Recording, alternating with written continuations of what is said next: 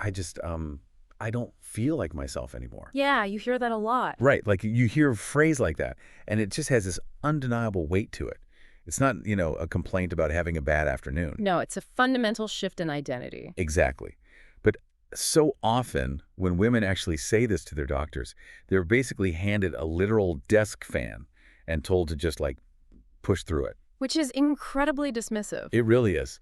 So today, for this deep dive, we are looking at clinical data that proves exactly why just calling it menopause and brushing it off is, a fatally flawed diagnosis. And why treating it actually requires hacking the body's hormonal and muscular hardware. Right. We're drawing from this really comprehensive clinical article by Dr. Karina Yankelovici from the Morel Institute for Longevity and Regenerative Medicine. And our mission today is to completely dismantle this outdated narrative surrounding female physiology. Because, honestly, treating menopause as a punchline or just this passing phase, it completely ignores the biological reality of what's happening to you. It's a massive systemic physiologic transition. I mean, we are talking about profound structural shifts. That's everything, right? Oh, absolutely. It impacts your sleep architecture, body composition, cardiovascular health, your metabolism, sexual function. It's just an entirely new biological landscape. So it's not just, losing a menstrual cycle. Not at all. When the hormonal signaling changes, literally every system in your body is forced to adapt. And while that adaptation is often incredibly disruptive. So to understand why that old school approach, like just telling women to deal with it or maybe handing them a generic estrogen pill, why that doesn't work, we really have to look at how hormones actually function in the wild. Right. And the source material frames this in a way that I found super interesting. We have this tendency to view hormones as soloists. Yeah. Like estrogen goes down, so you take an estrogen pill and bam, the show goes on. But they don't operate in a vacuum. Right, they don't. They function much more like an orchestra. So you've got estrogen, progesterone, testosterone, DHEA. They are all playing together in this highly synchronized symphony. So if one section changes, the sound of the entire piece of music changes. Yeah. Like the brass section might try to overcompensate.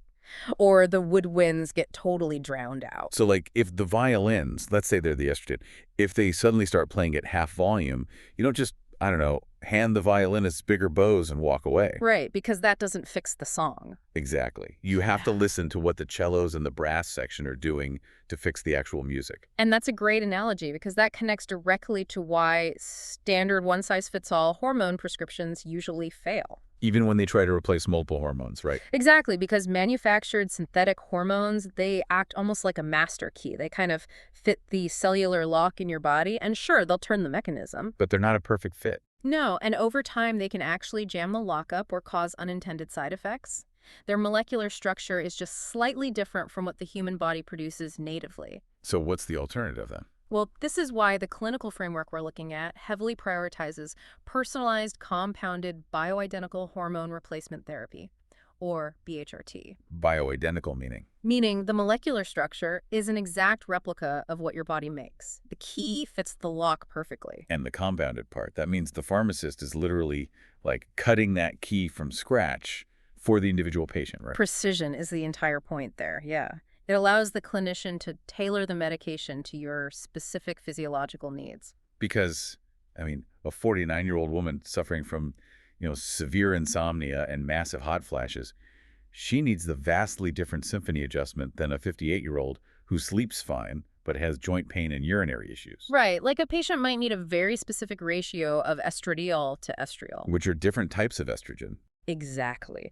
Estradiol is the highly potent active form, whereas estriol is a weaker but highly protective form.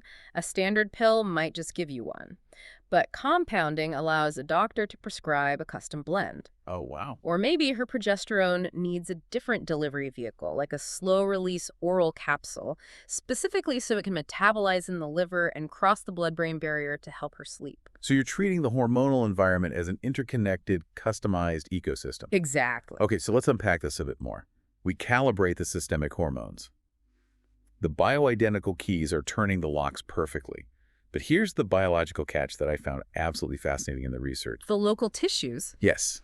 You can fix the systemic hormones flowing through the bloodstream, But if the local tissues have already started to degrade, those hormones have nowhere to actually do their job. Right, because you're talking about the local venues where that music is playing. This is a vital distinction in modern menopausal care. Because we're not just talking about hot flashes anymore.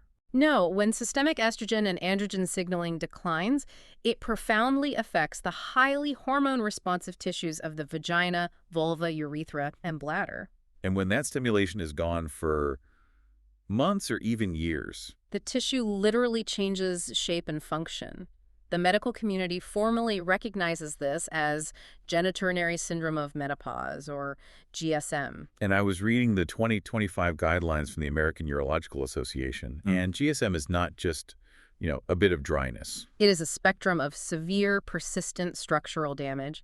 The tissue becomes incredibly fragile, it loses its elasticity. It leads to urinary urgency and incredibly painful intercourse. But wait, I have to play the skeptic for a second here. Sure.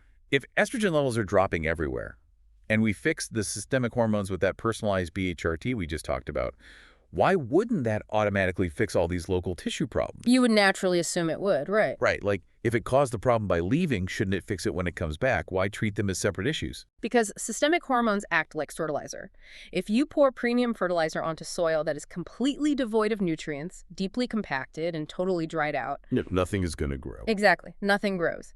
The tissue itself has lost its vascularity, its blood flow, it's lost its cellular hydration. The extracellular matrix has physically broken down. The extracellular matrix. You can think of it as the biological scaffolding, the wooden framing that holds the cells together and gives them their bounce. Okay, that makes sense. So the systemic hormones floating in the blood, they just cannot rebuild that scaffolding on their own. The tissue requires direct, localized regenerative biology. So how do you actually repair the soil then? How do you rebuild a microscopic scaffolding? The clinical intervention detailed in the source is known as the O-shot. It utilizes an autologous platelet-based regenerative procedure. Autologous meaning it comes from your own bodily resources, right? So your immune system doesn't fight it as a foreign invader. Correct. A sample of your own blood is drawn and placed into a centrifuge to isolate and highly concentrate the platelets. This creates platelet-rich plasma, or PRP. Now, most people think of platelets purely in the context of clotting blood when you get a cut. Right, but concentrated platelets are essentially biological foremen. They are packed with specific signaling molecules and growth factors. Oh, so when this PRP is administered back into those specific fragile genital tissues, you're basically dropping a crew of microscopic foremen into the construction site. Yes, and those foremen command the local stem cells to get to work. They trigger the formation of new blood vessels. Angiogenesis. Exactly. And this new blood flow is absolutely vital for natural lubrication and physical sensation. Plus, the growth factors stimulate the production of collagen and elastin, literally rebuilding that scaffolding we talked about. So you're forcing the tissue to regenerate itself from the inside out. Yes, and the clinical data on this is moving incredibly fast. Yeah, the text cites this 2025 study from BMC Women's Health. They took 60 postmenopausal women suffering from severe tissue atrophy.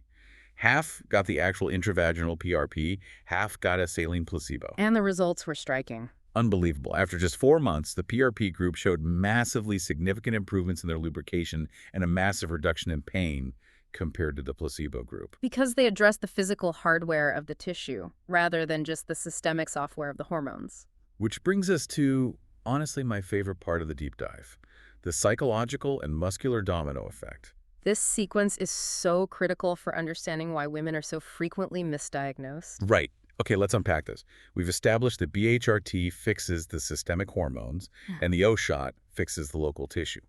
But if we don't look at the sequence of events, doctors just end up treating the entirely wrong symptom. The cascade of the lost libido. Yes, walk us through that because it's fascinating. It starts with the tissue degradation we just discussed. A woman develops severe vaginal dryness and tissue fragility due to GSM. Right. Because the tissue is fragile and poorly lubricated, intercourse becomes physically painful. And the body is hardwired to protect itself from pain at all costs. Naturally. So when you experience pain in that region, the pelvic floor muscles, those deep structural muscles that support the pelvis, they do what any muscle does when it's injured or threatened. They clench. They tighten protectively. It's a hypertonic spasm, a biological flinch mechanism. So the next time this woman is in an intimate situation, her central nervous system remembers that pain. The brain anticipates the injury, and the pelvic floor muscles instinctively lock down even further before anything even happens. Exactly. And because her body is locked in this state of muscular guarding, the physiological pathways required for natural arousal are physically blocked. Because the nervous system is prioritizing physical safety over sexual function. Yes, she begins to associate intimacy with anxiety and physical pain, so she naturally starts to avoid it altogether. The psychological toll mounts. Her sexual confidence drops to zero.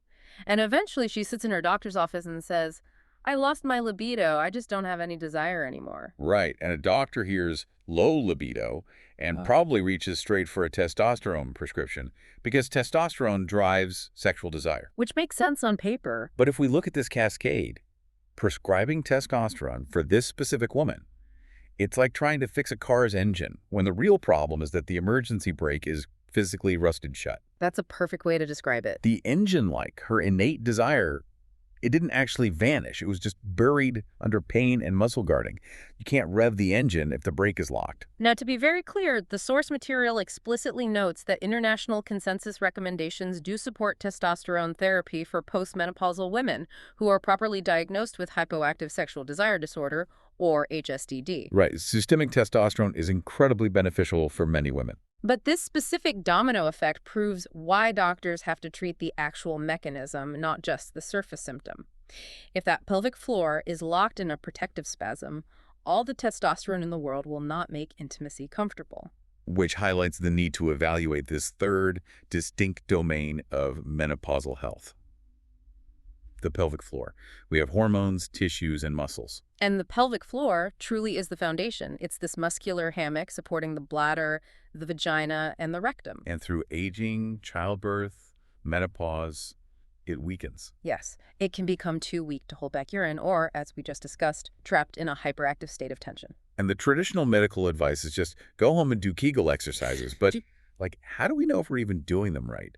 The clinical data shows most women have a massive gap between what they think their muscles are doing and what's actually happening. Most women cannot voluntarily isolate and engage their pelvic floor muscles correctly. They end up squeezing their glutes or their thighs instead. So how do we fix that? To bridge that neuromuscular disconnect, the source introduces a technology called Emcella. Emcella. And reading about this, the mechanics of it sound entirely like a sci-fi solution. So the patient remains fully clothed, sitting on a chair, and this technology physically recruits the muscles for them. It uses high-intensity focused electromagnetic energy. But how do we know it actually works better than traditional exercises? Like, what is it doing that I can't do myself? Well, it creates what are known as supramaximal contractions. Wait, supramaximal? Right. Does that just mean the machine is making you flex really hard, or is it doing something the human brain physically cannot do? It's doing something the human brain physically cannot do. Your central nervous system actually places a governor on your muscles. It prevents you from firing 100% of your muscle fibers at once, so you don't, tear a tendon. Oh, wow. The electromagnetic field generated by Emcella bypasses that governor. It depolarizes the motor neurons directly, forcing the pelvic floor to contract thousands of times in a single session. At an intensity that's literally biologically impossible to achieve on your own. Exactly. You are forcibly re-educating the muscle tissue. And there's data to back this up. A 2024 study in obstetrics and gynecology science showed that postmenopausal women receiving this electromagnetic therapy alongside pelvic floor exercises had greater improvements in strength, endurance, and sexual function than women just doing exercises alone. Because they use technology to rebuild the structural foundation. This is the golden rule from the text. BHRT addresses hormones, the O-shot addresses tissue, and Emcella addresses muscle recruitment. They are not interchangeable. You need the whole triad. But with all these incredibly precise, interconnected treatments available, we have to ask why so many women are still living in the dark, why society's still telling them to just deal with it. It's the lingering fear. We are still fighting the cultural and medical amnesia caused by the Women's Health Initiative reports from over 2 decades ago. The infamous WHI study. Right. The initial reporting in the early 2000s created widespread panic. It linked older synthetic hormone formulations to increased risks of cardiovascular disease and breast cancer. And the nuance was completely lost in the headlines. Entirely lost. It caused an entire generation of physicians to instantly abandon hormone therapy, but the clinical science didn't freeze. Researchers kept isolating the variables. And that brings us to a crucial update from the source material. In February of 2026, the FDA actually approved labeling changes to 6 different menopausal hormone therapies. They removed the dreaded boxed warnings regarding cardiovascular disease, breast cancer, and probable dementia for those specific products. Wait, they removed the boxed warnings? Yes, to reflect the modern, robust evidence regarding their actual risk-to-benefit profiles. So what does this all mean? It means the science has absolutely zoomed past the common cultural narrative. We are still culturally treating menopause as this mandatory suffering phase, while the science treats it as a highly manageable health span issue. And health span is the ultimate goal of Dr. Ianculovici's 10-step framework. It's not just about lifespan living longer. It's about whether you can move comfortably, think clearly, sleep well. Can you maintain intimacy without pain or urinary leakage? Exactly. It's about the quality of those years. So, to summarize the core takeaway for you listening, menopause is a complex orchestra, and you deserve a healthcare provider who listens to the whole symphony. They need to evaluate your hormonal environment, your genital tissue health, and your pelvic floor muscle function as interconnected systems. And before we wrap up, I want to leave you with a final fascinating concept derived from the text. We mentioned the hormone DHEA earlier. Right. The source mentions that DHEA can be converted within peripheral tissues into downstream androgenic and estrogenic compounds. Wait, so meaning the tissues are actively manufacturing their own localized hormones on site? Exactly, from precursor molecules like DHEA, which leads to this provocative thought. Could the future of longevity medicine lie not in systemic hormone replacement, but in simply providing our bodies with the raw precursor materials? And just letting our individual organs decide exactly what they need to produce on demand. Precisely. Wow. That's incredible to think about. It just shows how much we still have to explore. So for you listening, take this knowledge, demand better conversations with your doctors, and never accept you just have to live with it as a medical diagnosis. Keep questioning, keep exploring, and we'll see you on the next deep dive.